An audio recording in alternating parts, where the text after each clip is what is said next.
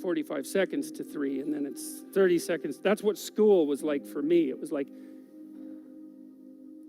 click. It's so funny, you know, I went to my daughter's school. I used to get in trouble for talking all the time. Surprise, surprise. When I was a kid, and I was bored stiff in school. And so I would misbehave upon occasion out of pure boredom. And about 21 years ago, I went to my daughter's school to sit for a class. It was about an hour long. And I was sitting there, and the teacher had all the kids on the floor and was having some of the kids read to the others, and some of the kids who were reading couldn't read at all. And I had exactly the same experience. I was sitting there, it was like being 7 years old again. I could see the clock going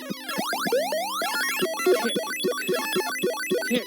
And I thought, you know, if I was in this classroom for 3 days, I would misbehave.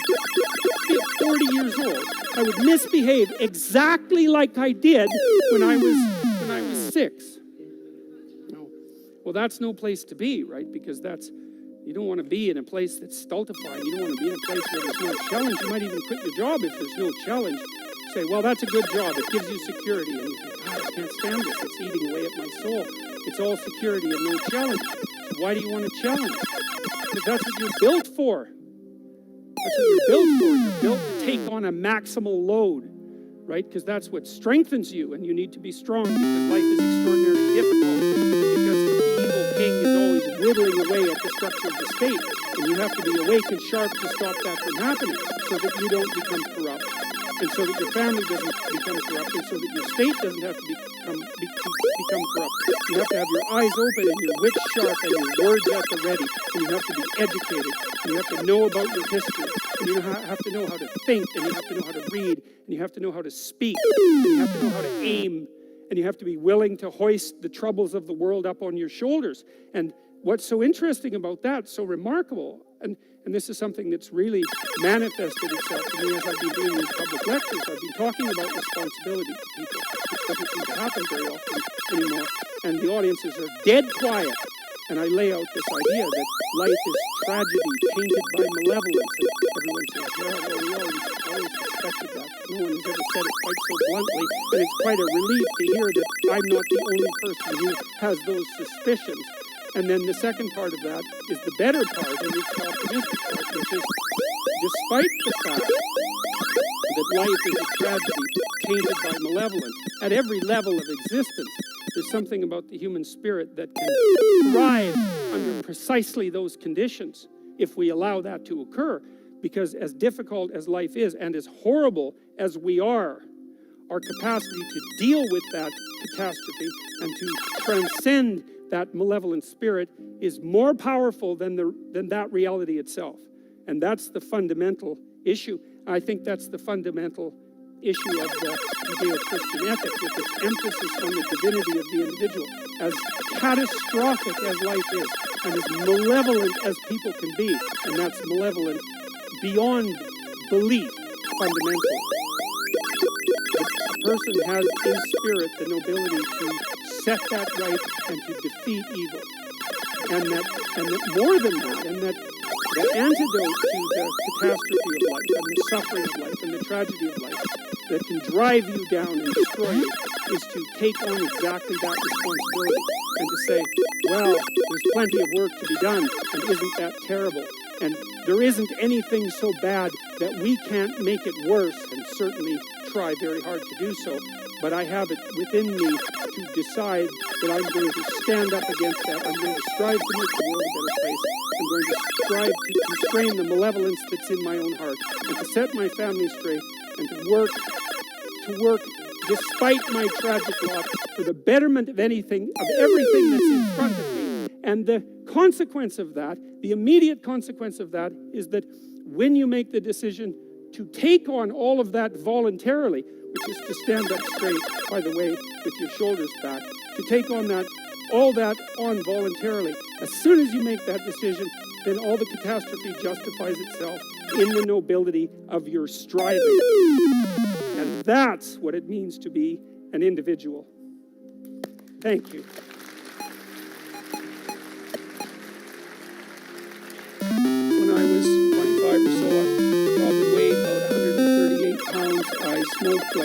cigarettes a day.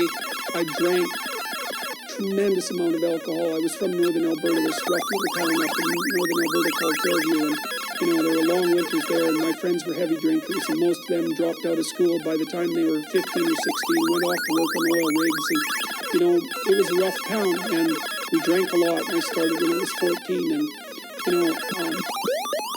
and so I had a lot of bad habits, let's say, and things that were, and I wasn't in great shape physically, and I was also still intellectually obsessed as I am now, and so that would have been in 85. But I decided around then, about 85, 84, something like that, maybe a little earlier, that I was really going to try to get my act together, and so I started doing that. First of all, I quit smoking. Well, that took a long time because I eventually had to quit drinking too in order to quit smoking. And I started working out, started playing sports, which I'd never done. I was a small kid. I'd been skipped a grade, and I was small for my age. So sports were never, especially team sports, were never really a domain of expertise for me. Although I skied and went trapping with my dad, went cross-country skiing and camping and all that. So, but when I went to graduate school, I started swimming. The first physical exercise routine I did, I enrolled in a swimsercise course, I think it was called. So it was me and this really overweight kid, and these 60-year-old women and men, they could out-exercise me like mad. It was really embarrassing. Me and the overweight kid, we'd be just panting ourselves 3/4 to death at the end of the bloody workout, and these 60-year-old women who weren't in great shape were chatting away as if nothing was going on at all in the pool. So that was quite embarrassing, as was going to the weight room, because when I started, I could barely bench press 75 pounds, and people used to keep coming over and helping me, which was the last thing I bloody well wanted, but certainly needed. And I got to the point where I could bench press 225 pounds. I think that was the best I did. I gained about 30 pounds of muscle in a year and a half. So that was a good thing. So I was kind of a wild man, and I'm a little bit manic in my temperament. So I was kind of going every direction at the same time. So, and I don't regret that. I had a fine time when I was a kid, but I needed to get disciplined. I had to do it because I was working on these hard problems that that I've been discussing with all of you, and I've been working on them really, obsessively since I was probably about 18, maybe even earlier than that. And got to the point around 25 when I was in graduate school trying to get my PhD, doing all my research. I published 15 papers by the time I graduated with my PhD, which was by a fairly large measure the most papers that any graduate student at that time had ever published at McGill. I think that's right. It might have been twice as many, or maybe twice as many, maybe even 3 times as many. And at the same time, I wrote Maps of Meaning, which was a terribly difficult thing to do, because I was writing about 3 hours a day doing that, and I couldn't do all that and continue with my misbehavior, my sort of, what would you say, my hedonistic, my massive hedonistic consumption of alcohol and all of that. I just couldn't keep it up, and also work seriously on the issues that were at hand. So, I had to stop. That's a sacrifice. I had to stop messing about and straighten myself out. And I got married. Well, the woman who's my wife, Tammy, who I've known since she was 8 years old, she lived across the street from me in this little town called Fairview, and I was in love with her the first time I saw her, which is quite a bloody thing. So that's worked out pretty well for me. But she came to live with me about the same time, and we decided jointly to get our act together, and we swore that we'd tell each other the truth, which I think she's actually done better than me. I don't think she's lied to me ever in our entire marriage, which is unbelievable, and it's been so useful because I can really tell her things and we can really talk. So I tell you, if you want to have a good relationship, man, you embed it in the truth, because if you don't embed it in the truth, you don't have a relationship. It's just lies. It's a tissue of lies, and it will dissolve in the chaos as soon as the crisis comes along. So the truth is a terrible thing, but not compared to falsehood. So, all right, so let's look at the live chat here. You hear the egalitarian clarion call everywhere.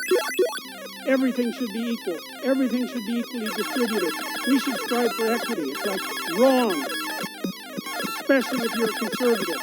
Wrong. what we want are just hierarchies of competence. Not everyone's a neurosurgeon. You know, if your father has a brain tumor, you probably want a hierarchy of competence for neurosurgeons, so you can pick the one that's the best, so that he might not die. That's what a hierarchy of competence is for. For the postmodernists, there's no hierarchy that isn't based on power. Well, because they think the world runs on power.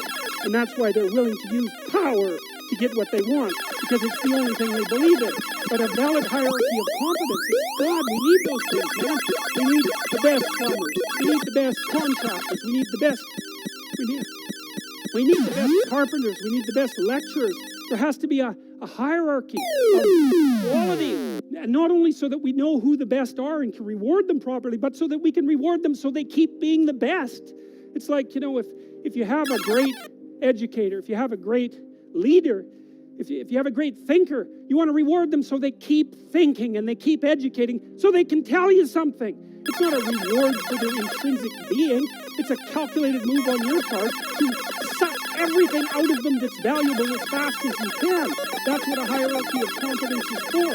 And the idea that hierarchies of competence don't exist is so cynical. It's such a pathologically cynical idea. And it's actually quite patently untrue, because here's an interesting tidbit from the psychological literature.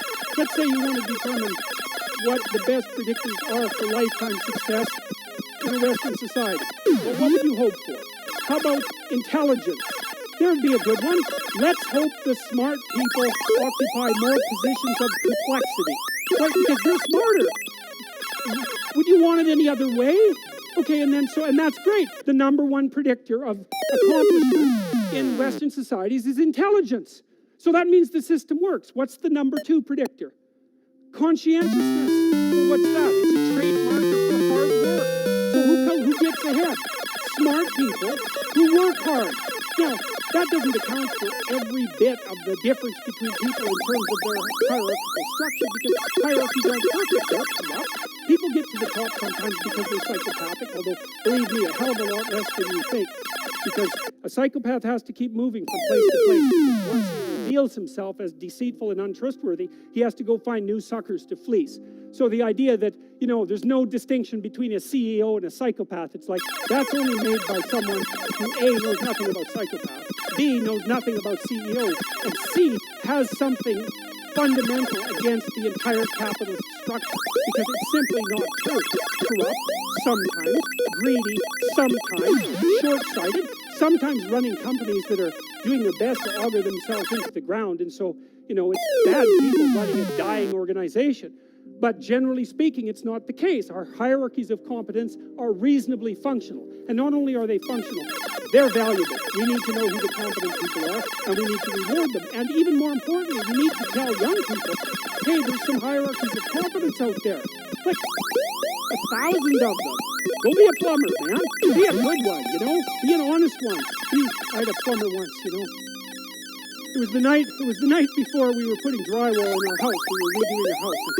He had put in all the plastic piping, you know, and I was going to test the joints. They're supposed to be glued together with this pipe glue, right?